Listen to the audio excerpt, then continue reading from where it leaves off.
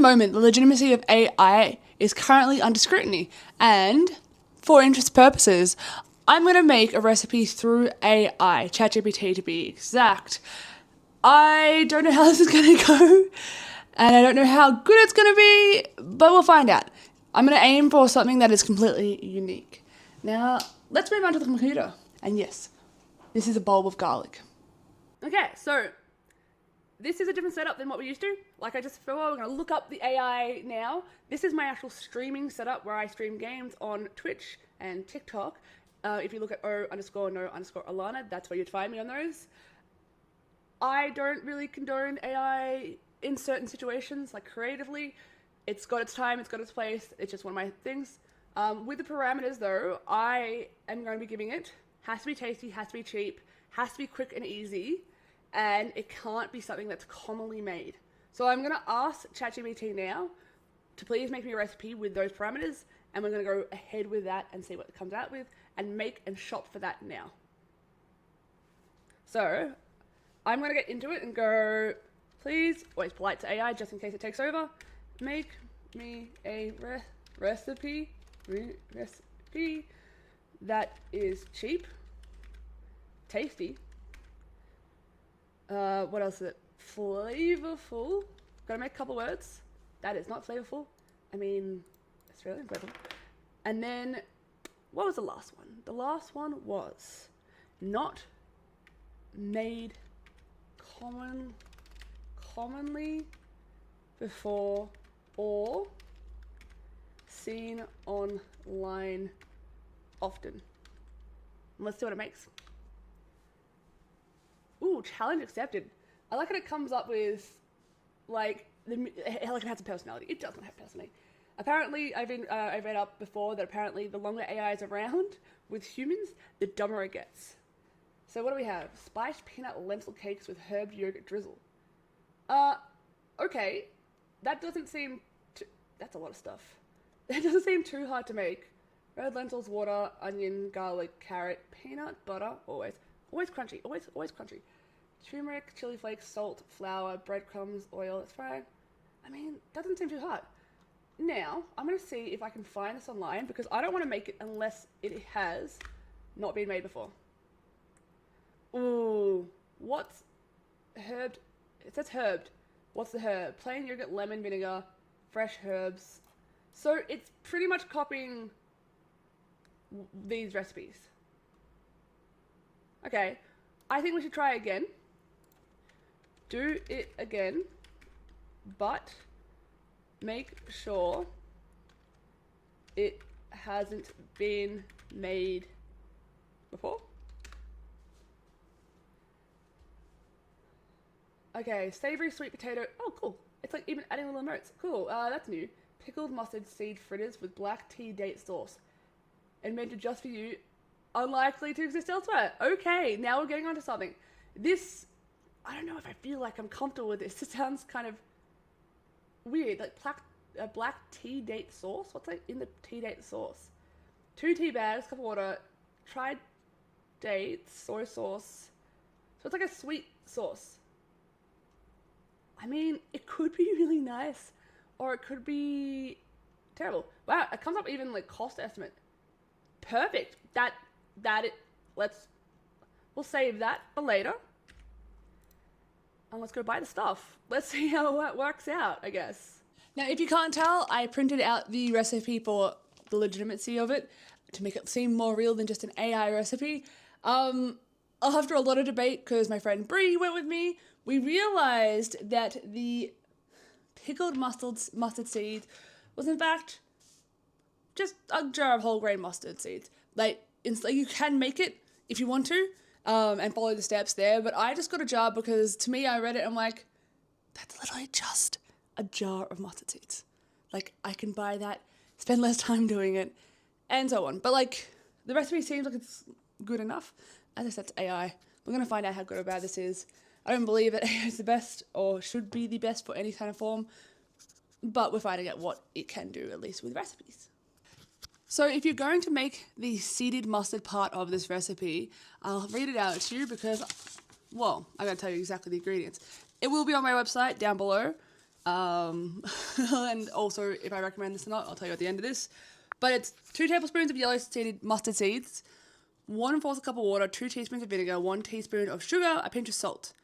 And then with that, you would, in a small pot, combine mustard seeds, vinegar, water, sugar, and salt. Bring to a simmer, then reduce heat and cook gently for 10 minutes until seeds are plump and liquid is mostly absorbed. Now, that's why I thought of this, because this is literally what it's telling you to make. So if you want to save time and effort. Otherwise, the next part is the sweet potato part. I have gotten probably an uncomfortably large sweet potato for what I need for, but I got it from a really cool farm, and I've had them for a while, so great reason to use them. AI, I think. AI, great reason. We'll say it's a great reason. Let's grate this. Okay, so the recipe says that I need to grate 1 large sweet potato. I'll probably cut off that much because this is larger than a large sweet potato. I'll grate it up and then rinse it through. It says a clean cloth, so hopefully this is clean enough for it. So let's get to it. Let's cut off the top of this and hopefully have a knife, so we actually don't use too much, because I don't want to overdo it. Like AI says I should do it, I'm going to do it the way AI says. So I'm assuming it's going to grate. It says grate, so I'm assuming it's the big holes. It doesn't say I should peel it. I'm going to make sure again. It does not say peel it, so we're keeping the peel on. This is pre-washed for my assistants. Also, I love this grater. It has like a little thing on the bottom so it keeps it all together. And then you just go boop. Be wary with graters. I have just cut my thumb. So be gentle, slow, and cautious, please. Because I don't want to be to blame for you cutting your hand because you paid attention to this recipe. Maybe we could just blame AI for it. Always blame AI. A little bit. So I'm going to do this over the sink. I don't know how much is necessarily going to come out, but I'd rather be safe than sorry. Just squeeze it until most mush is out. So I'll just keep going as much as we can. I think nothing. I mean, besides staining the towel, I'm not really getting anything out at all. Am I meant to? Or maybe this is one of the driest sweet potatoes ever. I mean, a little bit, just a little bit.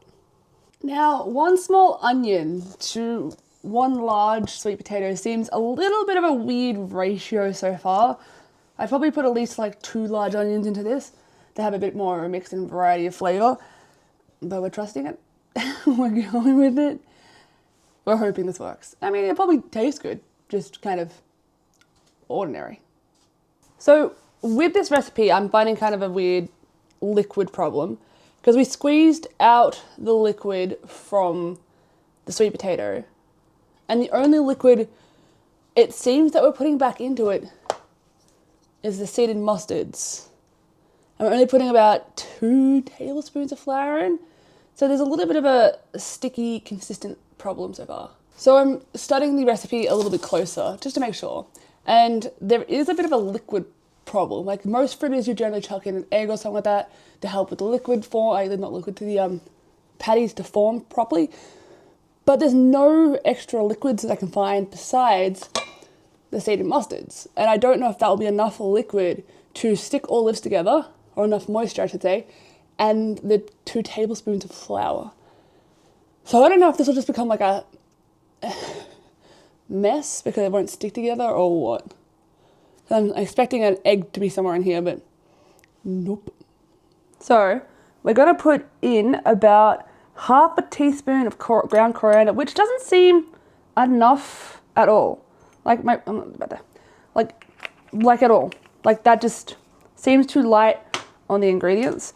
And then we're going to put in, with cinnamon, about another 3/4 teaspoon. That's tiny. So 3/4 teaspoon is only like that. Okay. So salt and pepper to your own taste, but everyone's taste is different. But that's okay. We're relying on salt and pepper to be our heroes. So that's the salt. Where is my pepper? Where'd it go? It went walkabouts already. Looks like we only have ground pepper at the moment. There. I mean, salt and pepper does get you where you need to go. It just seems very, I'm trying to think of a nice way of saying it. plain, like not very flavorful. So we're gonna need about, seeded mustard smells so good. They're such a good mix for a sandwich. If you want to mix it on a sandwich, I think we needed, how much? We needed 2 tablespoons. So it's like 1, 2. This isn't enough. We're getting to a questionable point. And then we only needed, it's not going to stick together. We only needed about 2 tablespoons of flour. 1, a little bit more than that. It's 1. And that's about 2. If I had a proper thing, it's died. And that's all it tells me to put in. There is literally nothing else. But it's not even sticking together already. Like, will I have to edit this recipe? Will I actually? I can't form a small patty. With what? That doesn't even stick together. This is not even sticking together. Like, how is this meant to stick together? Am I meant to put more seeded mustard in there? Maybe I'll put like a little bit more seeded mustard. So I've added 2 eggs in and about a 3/4 cup of extra flour, roughly. That should, in theory, make it stick together. We're going a little bit off book just to make it stick together and make it actually get onto the pan without being more of a, it's like a mash. A mess? We'll go with a mess. I'll mix this in. I'll put a pan on the back on a high heat and put some oil in it. And while that slowly heats up, I could probably start the black, what was it? What was it? It was black tea date sauce for the dipping sauce. So we'll get onto those next steps. Now, for the black tea date sauce, I had to buy a whole bag of pitted dates. Apparently you can't just buy 3 or 4 like it suggests. It doesn't tell you what kind of black tea, so we're using Earl Grey. It doesn't tell you like exactly the amounts. I mean, it does, but it's not quite what you expect. I don't know how the dates will kind of fit in this properly. As much as I keep reading it, I'm kind of like, while we wait for the kettle to boil for our 3/4 cup of water for the black tea, I'm chopping up the dates. It doesn't actually tell you how fine, so I'm going to try and get down to a little bit of a finer than this, because I feel like this isn't fine enough. Oops, just dropped on. And hopefully that will muddle down into that and kind of break down because of the sweetness and sugariness. We'll get there. And apparently with dates, we should always check inside of them because they can actually be, in fact, moldy, which is a little bit scary to think about. Like, people just blindly put these in their mouth and they can be fully moldy. Like, gross. So we've got the black tea steeping. I'm gonna also chuck in the dates. Taking it with it. A little sticky, but it's fine. It's fine. And then it's like, how much? It was not that much. It was a very small amount. It was 2 tea bags, 3/4 cup of water, 3 to 4 dried dates chopped, 1 teaspoon of soy sauce, so it's about that. And then it was about the same with garlic. All right, this is how I open things. And it was like, yeah, about the same for garlic. So we'll give it a tap. I always like more garlic and less garlic. Well, oh, it's a 1/2 teaspoon. Never mind, I lied. It's about that much, not all of it. And then a dash, a splash, or whatever you want to call it. That doesn't feel like enough. And that's got to steep for now 10 minutes. It's a bit of a liquidy sauce so far, so I don't know how it's going to get like the thick consistency that you'd expect out of like a sauce. But I guess we're going to have to wait and see if it like gets a little thicker over time because of the dates and more sticky.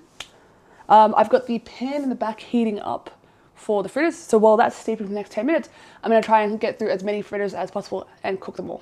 So this is a different view than usual, and hopefully there's not too much echoiness at all.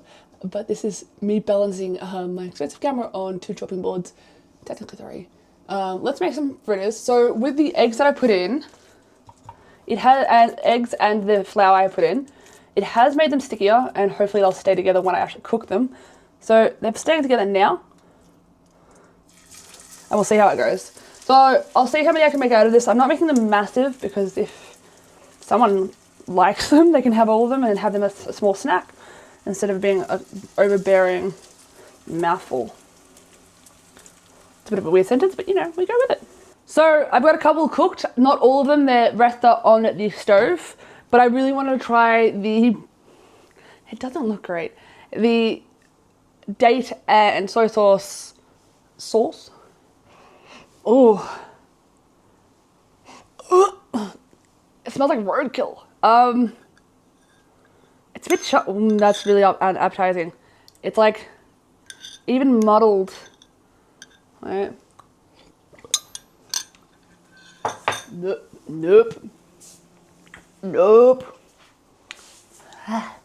No. This is going into the toilet to be flushed and to never be seen again. So I am back. That thing is flushed. That abomination is never coming back.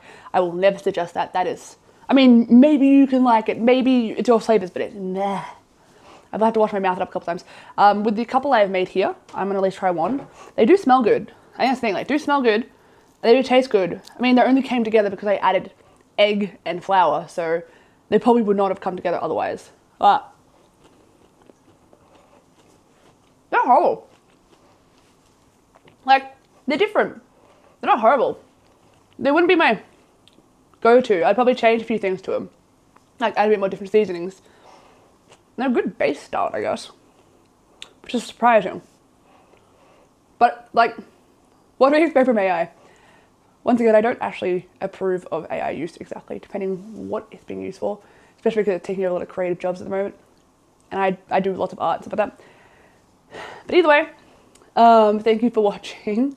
I might try another one of these AI videos in the future. If you guys liked it, just comment below if you actually like that. So subscribe, follow, all that. Thank you guys. Bye.